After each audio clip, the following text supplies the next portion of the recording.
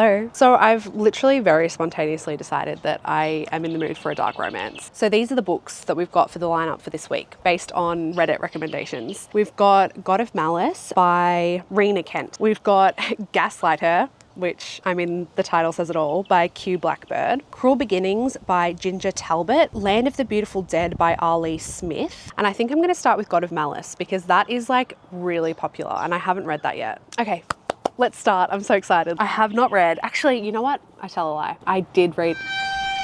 There's someone to my left doing extremely interesting interpretive dance moves right now and I'm trying to keep a straight face. Okay, blurb. I caught the attention of a monster. I didn't ask for it, didn't even see it coming, but the moment I do, it's too late. Killian Carson is a predator wrapped in sophisticated charm. He's cold-blooded, manipulative, and savage. The worst part is that no one sees his devil side. I do. And that will cost me everything. I run, but the thing about monsters, they always chase. Let's start this bad boy. Can I just say this has nothing to do with the actual story? The amount of books, the way they describe the FMC and how she looks is so hilarious to me. Like, I look in the mirror, my long dark hair flowing down my back, my bright blue eyes staring back at me. It's just funny, it's just funny. Okay, this is how she's done it. The air frizzles my honey-coloured hair that's streaked with natural blonde balayage and stuffs it in my eyes. I just love how authors get really creative with how they tell you the FMC looks. And they're always stunning, aren't they? By the way, I just wanted to quickly tell you, because I just realized I didn't say earlier, if there's any books this week that I don't like, I am going to DNF. I've given myself the permission to DNF, but what I'm going to do is wait until I get to 50%, because I feel like usually it's within the first 20%, but some books I'll get halfway through and I'm like, sure, I'm not going to like it, but the second half like really brings it up for me. Because the thing with me is I like a dark romance, I do, but I also don't want to be traumatized and I don't want an MC that's like a legitimate psycho. I mean, I have read a few full on like captive romances. There was one I read where the FMC was actually captured from an airport and like kidnapped, and the whole time I was reading it, I was like, I love this. And then in the end, he goes to jail. I don't think anyone expected that. Like, is this not a dark romance? Is this actually like a legitimate kidnapping story? This is what books like this have done to our brains. When you get to the end of a book and you're disappointed that the kidnapper goes to prison, you know there's a problem. I'm actually like, I can feel a tear coming up. I just find that so funny. Anyway, let's keep reading this one. This has happened fast. We're 2% in and I feel like we're meeting the main male character now. If I wasn't staring straight at him, I'd think he was a creature of the wilderness, a predator, a monster, maybe. His face is sharp, angular, the type that demands undivided attention, as if he were created for the purpose of luring people into a carefully crafted trap. No, not people. Prey. I don't think this is the main character, Killian, and I really hope it's not, because he's potentially a psychopath. I'm 4% in and I'm literally feeling sick. I'm hoping this doesn't happen. This is like watching a train wreck. No. We can still stop this. Lord, I cannot tell you what I just read. I can't tell you what I just read. I will be like kicked off the internet. Oh my God. What he just said, like, I would even hesitate like repeating it back to the police while I'm making my report. I'm certain now that this is not the MMC. This is a fucking sick predator. We're not at the point of no return yet, but like this is looking really, really grim. Ew. I'm gonna be sick, actually. I'm actually gonna be sick. No, this man should be in prison. 100%. And I'm not like kidding. You know how like when people say like, oh, straight to jail about like silly things and like make a joke of it? No, like he should be in like a high security prison. I'm starting to get a really sinking feeling in my gut. I have a sneaky suspicion that the psycho predator guy is actually the main character. Do you know what's given it away actually? She describes him in such a romantic way despite the fact that he's a psycho, and like the way he smells, and he smells good. And I'm like, damn it. I know this is not going in the direction that I want it to. No. Oh no, it's been confirmed. He's the MC. Fuck. I'm really regretting my decision to like force myself to get to 50% before I DNF a book, because honestly, I would DNF right now. I didn't see that coming. I mean, I did, but I didn't. And I think, sorry, my earrings come out. I'm just gonna talk while I try and fix it. I really think that now that I found out he's the MC, now that I've confirmed it, he can't be redeemed, no matter what his justification might be. Okay, no, I don't know how I'm gonna fix this. This is symbolic of the book, not fixable. All I can say is I'm so glad that this is on Kindle Unlimited and I didn't actually pay for this book because I'm horrified. Okay, I'm gonna go have a walk, digest God of Malice and all the horror that I just experienced, and I'll talk to you again when I'm back reading, if I can bring myself to do so. I finished last night God of Malice by Rina, which I was planning on DNFing at about 50%. Once you get past the initial horror, it does start to get better. It starts to get unintentionally funny, and the dialogue between these characters, I mean, they're kids. They're 19-year-old kids in university. Killian and his boys are in this little club, this little gang called the Heathens, and then Glyndon and her brothers, cousin, whatever, they're in a different club, gang called the Elites, and they're at a rival university to Killian's university. So he's in med school, even though he's 19, he's like a 4th year med student because he's such a genius and he tortures animals as a kid and wants to see inside them. So now he's becoming a doctor so that he can see inside people, which isn't at all concerning. And then she's at the art school. So they're both very prestigious. They're all rich kids. They're all bored rich kids who have nothing better to do than like get violent and sleep around and call women holes. Killian in his head refers to women as holes, which is so funny because he ends up whipped. Absolutely whipped for this hole. So anyway, I started highlighting some of the like cringy dialogue, and then I realized that I would have to highlight the whole book. So at this stage, they're talking about Killian to her, like the other students at the uni, because she doesn't know who he is yet, right? It's kind of like in Mean Girls when they're describing Regina George. That's how they describe Killian. It's so funny. So one student says, another time someone accidentally spilled water on him, as in Killian, then went ahead and punched himself to escape his wrath. What else did I highlight? Okay, so this is Killian speaking now. Maybe, after all, insanity, evil, and ruthlessness are boundless and lawless. I'd rather be insane than an ordinary fool. The dialogue is so funny. The way these like literal children, well, they're not children, but 19-year-olds speak is so like old-fashioned. It's so funny. I don't understand like what teenage boys speak like this, and they're all described as like gods and like ruthless serial killers. Like they're in this gang, the mafia, but like they're literally just rich kids. Also, the author will remind you that Killian is a sociopath or psychotic or whatever. It's never ending. In his head, he's always like, I can't feel emotions properly.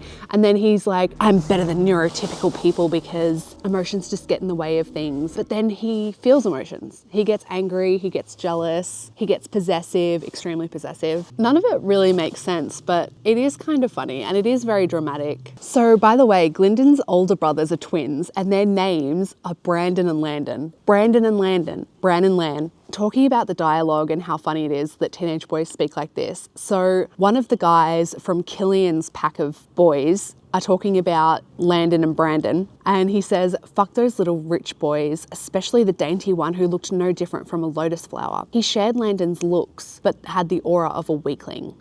Right. Also, her brothers call her little princess, by the way. I highlighted that as well. So this is a text message from her brother. You can ask me that in person, little princess. Unless it was like ironic and said as a joke of some sort, I can't imagine my brother calling me a little princess. Actually, I don't want to imagine it. Overall, I didn't hate it in the end. I actually thought it was really, really funny, unintentionally so. I thought the dialogue was so cringe, like so bad that it ended up being good because it was just hilarious. He was completely whipped for her, completely obsessed with her, super possessive, and just a little simp, emo, edgelord, wannabe sociopath. The only thing I would say is, like, if you're going to read this, go into it with the knowledge that there are a lot of triggers in this. So you need to read the trigger warnings. You need to just download the sample. Don't pay for it. Just download the sample, get through the first 5%. And then if you still want to continue, go forth with my blessing. So now I'm so excited because I'm going to start the next book. I haven't read the blurb for this. I'm literally just going in completely blind. This is called Land of the Beautiful Dead by R. Lee Smith. And people on Reddit were saying good things. So I'm expecting good things. So I'm going to start it now and I'm really excited. All right, so I think she's met our main guy now. It's Azrael, as in the fallen angel Azrael. And it is paranormal, definitely, or fantasy or whatever. And it is quite dark in the actual setting so far. But there's been no progress on the romance front yet. I've mentally cast the main chick, Lan. Her name is Lan. Brandon Lan. I've mentally cast her as the main chick from this TV show that I just recently watched because that TV show is so far actually quite reminding me of this book. So I've cast her, and then mentally I've cast Azrael as Johnny Depp because this whole book is so far, I'm not very far in, but this whole book so far is giving me Johnny Depp movies. Just every Johnny Depp movie that's ever been and ever will be. It's very creepy and grotesque in a way. So our main dude in this one, who happens to be Azrael, who creates zombies, who go around eating people and killing people in this world, has gained her consent before any nasty business.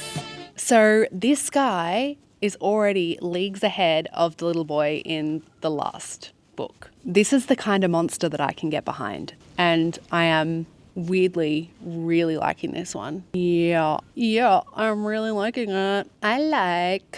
Hey, it has been days since I last filmed. I just finished Land of the Beautiful Dead by R.L. Smith. It is a really long book. It just went on and on and on. Having said that, I loved it. So you know how I said that I would cast Azrael, the main guy, as Johnny Depp? I changed my mind. I'm now making him the main guy from Fallout. So it's just a big Fallout party now because he really does look like that. And he reminds me of him. I just thought Azrael was a great character. He's very nuanced. He is a bad guy, but he's so cute. He's all bark and no bite when it comes to Lan. I really enjoyed it. It was a slow burn romance.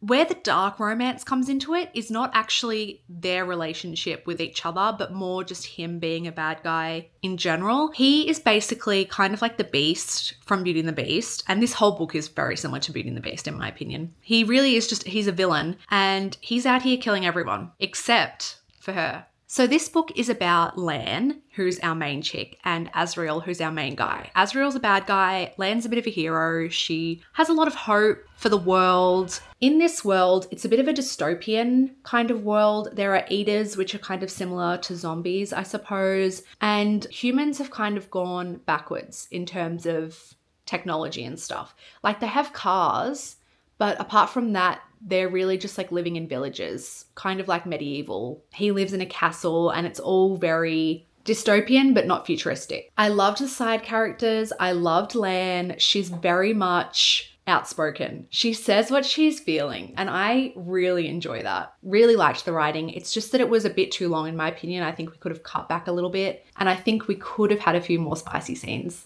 Just a few more spicy scenes. Yeah, so I thought this was an excellent book. I really did, and I'm gonna have to give it 5 stars. Now I get to start on the next book. And the next one I'm gonna read is Gaslight Her. Let's read the blurb. Her name is Hadley.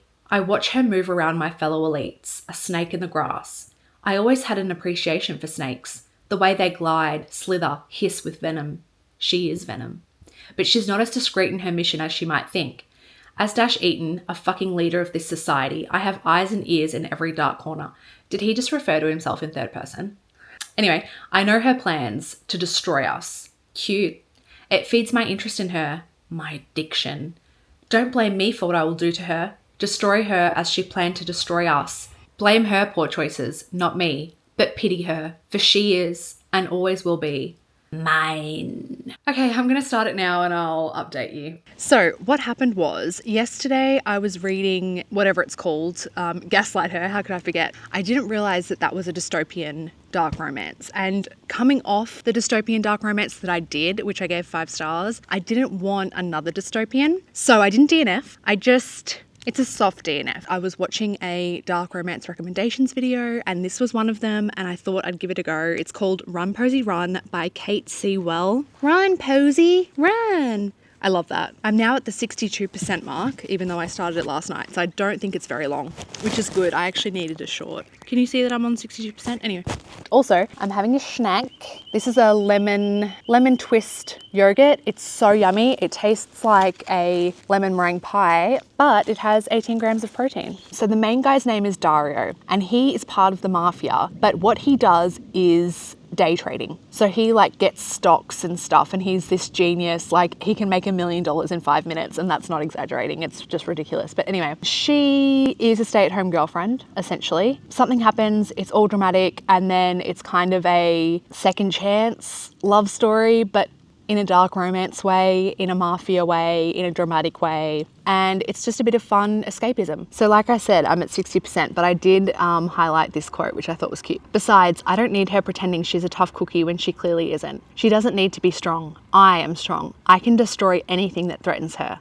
Cute. Oh my God, I forgot about this. I also highlighted this one. I know her perfectly, better than she knows herself. She's a tangled ball of self-doubt, foolish pride, dumb hope, brilliance, masochism, and blind affection, and I'm obsessed. Yes, be obsessed with her. So I can't complain, and I'll let you know how I feel when I finish it. I feel like I'm gonna get through this really, really quickly. Lunchtime!